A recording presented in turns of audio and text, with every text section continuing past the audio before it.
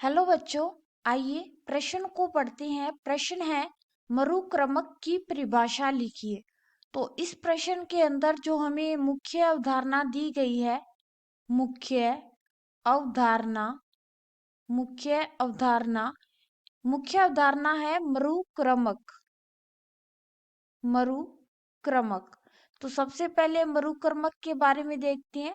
मरुक्रमक जो है वो अनुक्रमण का ही एक प्रकार है। अनुक्रमण का ही एक प्रकार है।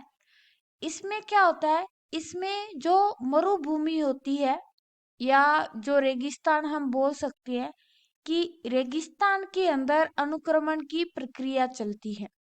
तो इसमें हमें क्या देखने को मिलता है कि इसमें रेगिस्तान के अंदर एक पादप समुदाय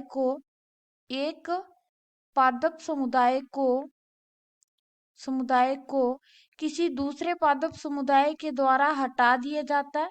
जो दूसरे पादप समुदाय है उनके द्वारा हटा दिया जाता है और इन दूसरे पादप समुदायों को भी किसी अन्य समुदाय के द्वारा हटा दिया जाता है।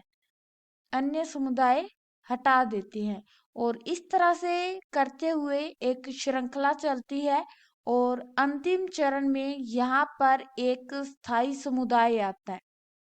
स्थायी समुदाय, और इस स्थायी समुदाय को किसी अन्य समुदाय के द्वारा नहीं हटाया जाता, ये यहीं पर स्थायी हो जाता है।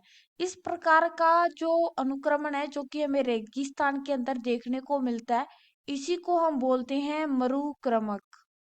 इसी को हम बोलते हैं मरुक्रमक।